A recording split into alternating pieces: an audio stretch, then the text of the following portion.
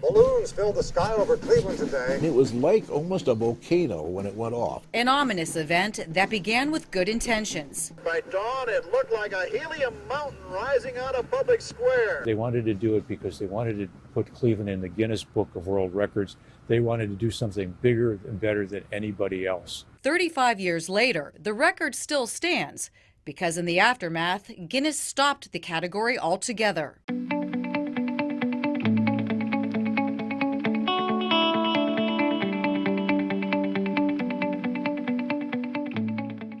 Karena sebuah balon di suatu negara itu bisa terjadi sebuah bencana besar dan sampai menelan korban jiwa.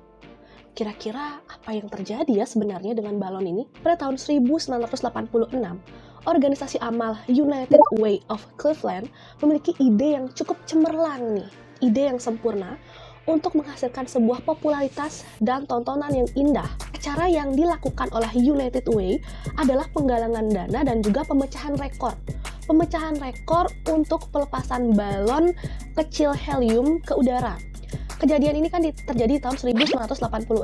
Ternyata setahun sebelumnya, yaitu di tahun 1985, Walt Disney itu sudah pernah memecahkan rekor untuk melepaskan balon kecil helium ke udara sebanyak 1 juta balon. Ini dilakukan untuk memperingati ulang tahun Walt Disney ke-84 pada saat itu. Nah, karena United Way ingin memecahkan rekor si Walt Disney, jadi dia membuat balon dan melepaskan balon itu sebanyak 1.500.000 balon.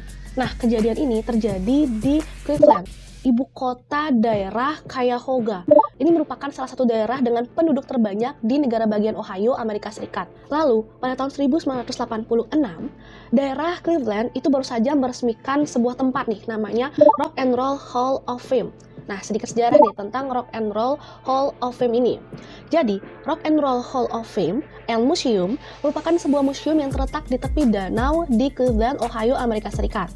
Tempat ini didedikasikan untuk merekam sejarah para artis, produser, dan orang-orang yang terkenal dan berpengaruh besar dalam industri musik, terutama untuk jenis musik rock and roll.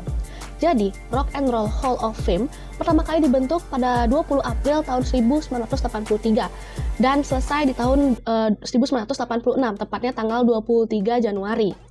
Jadi untuk memperingati nih ya, selesai berdirinya Rock and Roll Hall of Fame, diadakanlah juga Balloon Fest ini. Jadi sekalian nih, selain untuk penggalangan dana, memecahkan rekor, juga untuk kayak merayakan berdirinya si Rock and Roll Hall of Fame ini di Cleveland, Ohio, Amerika Serikat. Untuk mempersiapkan balon sebanyak 1.500.000, itu mereka sampai mengumpulkan 100.000 orang yang memenuhi lapangan umum di pusat kota Cleveland agar bisa membantu meniup si balon helium kecil-kecil ini untuk acara amal Balloon Fest.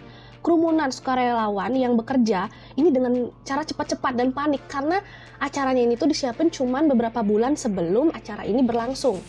Jadi setiap hari itu mereka berusaha untuk meniup balon sebanyak 1.500.000 balon helium dan ditempatkan di bawah jaring besar.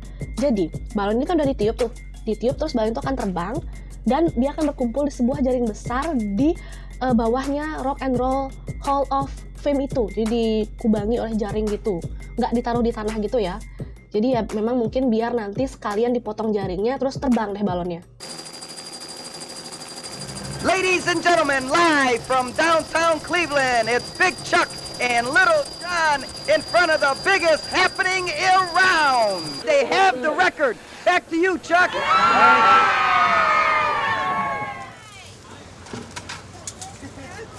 Something that has been in the planning stages since March of this year. So a lot of technical research and research through the city permits. It's endless. It's absolutely astonishing to try and get something like this off, let alone waiting for good weather. So this is a big plus for Cleveland. Oh, it's something that, they predicted 70% chance of showers today, and I think this is a prime example of what United Way is trying to do in terms of saying, it's Cleveland, it's your time. It's time to say yes, it's time to say... Pada tanggal 26 September tahun 1986, sehari sebelum aksi penerbangan balon di Cleveland, itu terdapat badai yang kuat bergerak melalui Ohio Timur Laut pada malam tanggal 26 September itu. Ini menyebabkan beberapa balon yang sudah siap lepas itu terbang dengan sendirinya karena badai ini. Jadi sebenarnya peluncuran di tanggal 27 atau besoknya itu nggak murni 1.500.000 balon, karena beberapa balon itu sudah terlepas akibat angin kencang yang melanda Ohio pada saat itu. Barulah di tanggal 27 September tahun 1986, aksi pelepasan balon ini tiba. Rencana awalnya, pelepasan balonnya ini akan dilaksanakan sore hari. Tapi mengingat cuaca yang semakin buruk karena memang sudah dari tanggal 26 malam udah ada badai di Ohio, mereka ini atau pihak penyelenggara itu pengen buru-buru melepaskan balonnya supaya enggak terlalu sore dan akhirnya nanti kena badai lagi.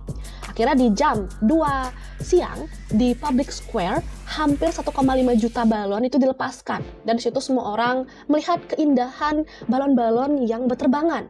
Tapi itu cuma sementara, karena beberapa menit setelah balon dilepaskan terjadi sebuah bencana yang akan diingat di Ohio, Amerika Serikat. Sebenarnya pihak United Way ini berpikir bahwa dengan balon bebas, semua balon itu akan tetap di udara sampai benar-benar mengempis dan kembali ke bumi. Tapi tidak sesuai nih sama harapannya United Way. Awalnya, peluncuran balon-balon ini tampak sukses. Tapi kemudian, hal-hal yang tidak diinginkan mulai tiba-tiba berubah. 1,5 juta balon warna-warni mulai jatuh kembali ke tanah, mengotori tanah dan menyumbat saluran air di seluruh bagian Ohio. Tidak hanya itu, banyak balon yang kemudian terdampar di sisi Kanada Danau Erie beberapa hari berikutnya. Jadi ini itu dampaknya nggak cuma di tanggal 27 itu aja, merambat ke hari-hari setelah itu.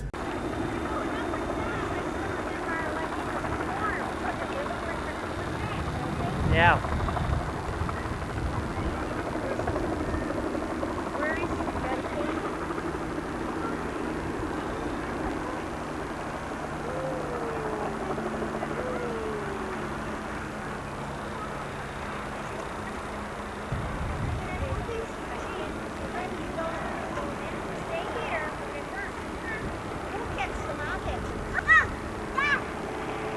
Stay with him. Stay with him. Cuaca buruk menyebabkan seluruh acara ini sebenarnya serba salah. Angin meniupkan banyak balon ke utara kota, dan hujan menyebabkan balon-balon itu jatuh kembali ke tanah. Balon tersebut menyebabkan landasan pacu di bandara Brook Lakefront tertutup, dan sebuah bulldozer itu dibawa untuk membantu membersihkan balon di jalanan yang menyebabkan penyumbatan air dan juga lalu lintas jadi nggak lancar pada saat itu. Akibat dari Balon Fest ini, yang awalnya untuk memecahkan rekor, badan amal, dan juga untuk merayakan berdirinya Rock and Roll Hall of Fame ini, itu malah menjadi bencana untuk Ohio, Amerika Serikat. Karena ada beberapa masalah dan juga kejadian yang tidak diinginkan nih. Nah, salah satu itu ada sejumlah balon yang mendarat di padang rumput di Medina Country, Ohio, yang menakuti beberapa kuda Arab milik seorang wanita. Wanita ini bernama Louis Nowakowski. Dan si Louis ini melaporkan gara-gara si Balon Fest ini yang jatuh tiba-tiba, balon-balon yang jatuh tiba-tiba di lapangan kuda miliknya. Jadi kuda-kuda ini pada terluka parah.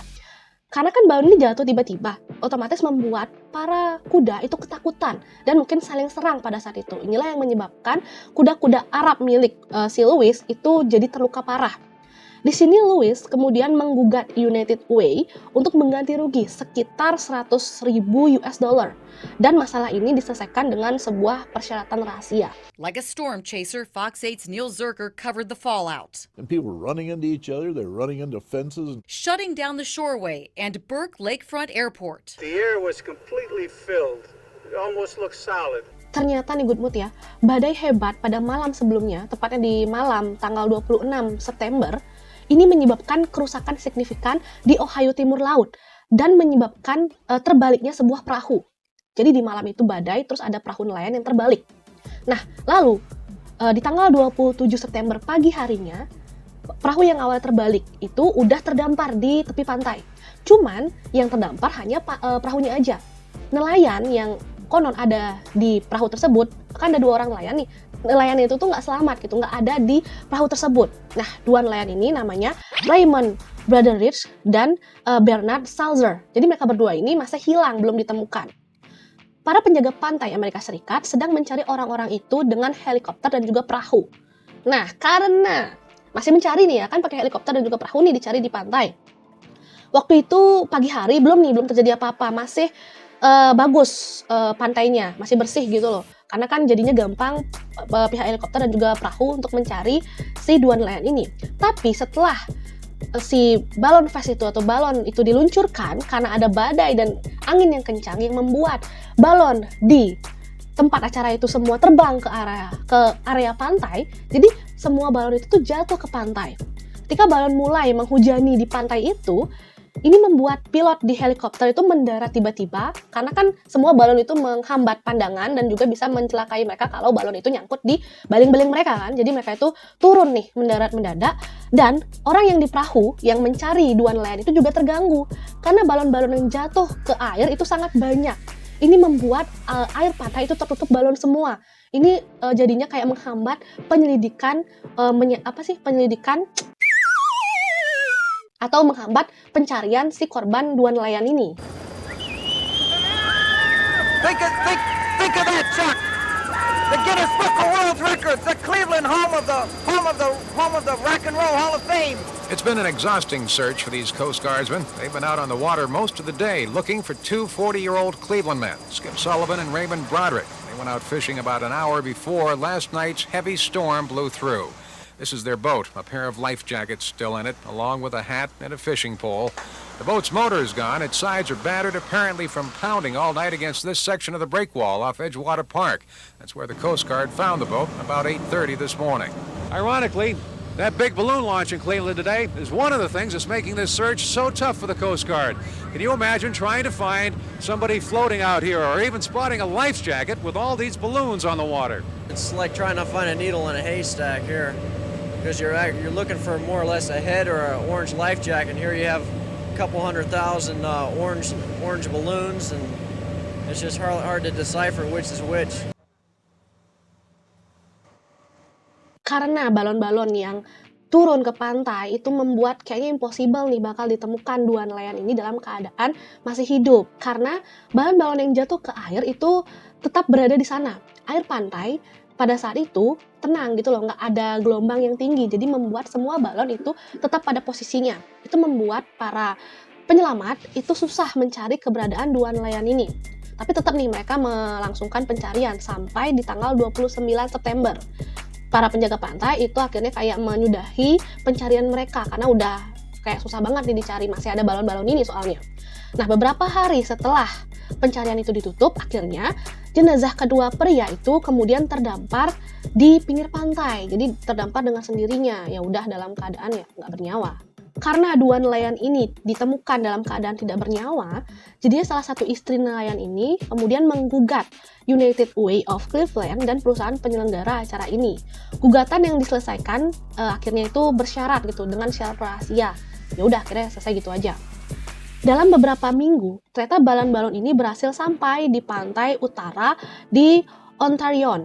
Jadi udah balon-balon ini bukannya mengempis di udara, tapi mengempisnya itu malah di bumi atau di tanah. Ya akhirnya nantinya akan menjadi sampah-sampah aja sih itu.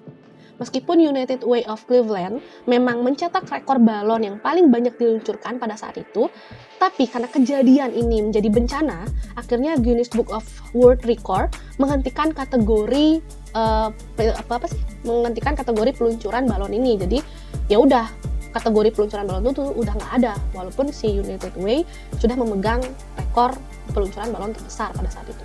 Yang awalnya nih ya, acara ini tuh harusnya menjadi kayak perayaan dan juga pemandangan yang indah di langit ya, karena balonnya warna-warni, tapi malah menjadi sebuah bencana besar di suatu negara. Ya, jadi kita nggak boleh nih meremehkan balon yang cuma isinya udara aja. Tapi kalian pernah mikir nggak sih Good Mood seperti apa sih pertama kali penemuan balon? Dan kenapa nih bisa ada atau tercipta balon di dunia ini? Apakah fungsinya sama seperti sekarang untuk hiburan? Atau ternyata ada fungsi lain dari balon saat pertama kali diciptakan? Balon secara literatur itu adalah sebuah kantong lentur yang di dalamnya itu terdapat helium, hidrogen, nitrogen monoksida, dan juga udara. Balon karet itu pertama kali ditemukan oleh Michael Faraday di tahun 1824. Dan ya ternyata sudah sepurba itu balon karena udah ditemukan di tahun 1800-an. Tapi ternyata Good Mood, sebelum Michael Faraday menemukan balon karet, ternyata para peneliti menemukan bahwa balon itu sudah ada dari tahun 1324 sampai 1521 dan dibuat oleh orang-orang Tenochtitlan. Jadi orang-orang Tenochtitlan ini merupakan orang-orang atau masyarakat yang hidup di kerajaan Aztec Amerika Selatan. Dalam kepercayaan agama Aztec, menyembah terhadap dewa ini salah satu hal yang harus dilakukan karena ini menyangkut keberlangsungan hidup dunia dan menjauhkan malapetaka dari dunia ini. Tapi sayangnya untuk melakukan sebuah persembahan itu selalu ada hal yang harus dikorbankan dari agama Aztec ini. Pada saat itu hewan merupakan bagian penting dan simbolisme yang sangat penting bagi suku Aztec. Mereka itu biasanya menggunakan hewan dalam persembahan bagi dewa yang kekuasaannya paling tinggi. Salah satu dewa yang kekuasaannya paling tinggi menurut mereka adalah Dewa Matahari atau disebut dengan Huitzilopochtli yang dianggap mengobarkan perang konstan melawan kegelapan. Untuk menjaga agar matahari bergerak melintasi langit, suku Aztec harus memberi makan Dewa Matahari dengan hati dan darah. Jika Huitzilopochtli kelaparan, kegelapan akan muncul dengan kemenangan dan dunia akan berakhir.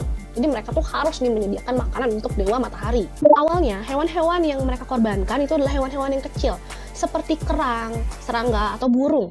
Tapi seiring berjalannya waktu, hewan-hewan kecil ini tuh mulai sedikit dan susah dicari. Jadi mereka menaikkan di tingkatannya, menjadi berburu dan mempersembahkan atau mengorbankan hewan-hewan yang besar seperti buaya dan juga jaguar. Ternyata nih Gundut ya, pengorbanan hewan bukan satu-satunya alat persembahan. Tidak jarang manusia itu juga dijadikan sebuah persembahan oleh suku Aztec.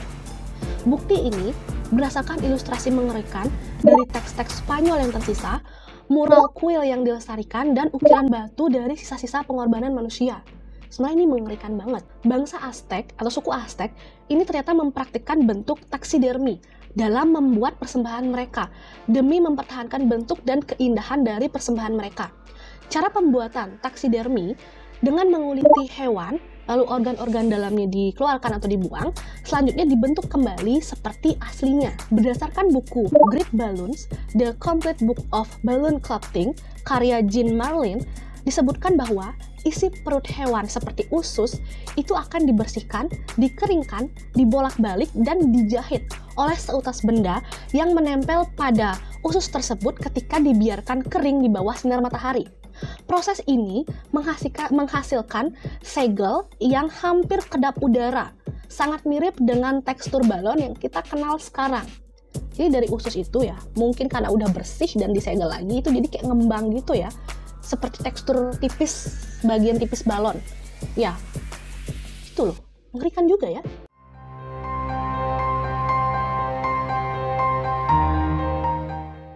Sebenarnya agak ironis juga ya Good Mood kalau dari zaman dulu kita sebenarnya udah saling menghilangkan nyawa antar makhluk hidup untuk bertahan hidup. Ya kembali lagi sih sebenarnya itu kepercayaan masing-masing aja, tapi memang di suku Aztec ya agamanya harus melakukan itulah untuk pengorbanan memuja dewa-dewi mereka. Ya cukup ironis sih ya. Gimana kalau misalnya kita nih lagi niup balon terus sambil ngebayangin gimana kengerian suku Aztec pada zaman dulu itu membentuk organ-organ tubuh hewan atau manusia, dibersihin terus dibentuk cantik menyerupai balon-balon hewan yang kita kembungin atau kita tiup sekarang. Mereka cukup mengerikan juga ya. Dan setelah kengerian itu kan berlangsung lumayan lama tuh, dari tahun 1300-an sampai tahun 1500-an. Mulai masuk ke tahun 1800-an baru nih balon karet modern yang tadi aku bilang ditemukan oleh Michael Faraday di tahun 1824. Tapi balon baru diproduksi massal dan baru dikenal oleh banyak orang itu di tahun 1930-an. Jadi kita mengenal balon yang kita gunakan sekarang atau balon-balon udara yang ada di langit itu di tahun 1930-an lah baru dipublish gitu. Gimana menurut kalian, Bu? Bisa diskusi di kolom komentar ya. Pendapat kalian atau apa nih yang kalian pikirkan kalau ternyata balon itu terbuat dari usus hewan atau manusia? Aku nggak bisa ngebayangin sih, Good Mood, soalnya itu cukup mengerikan.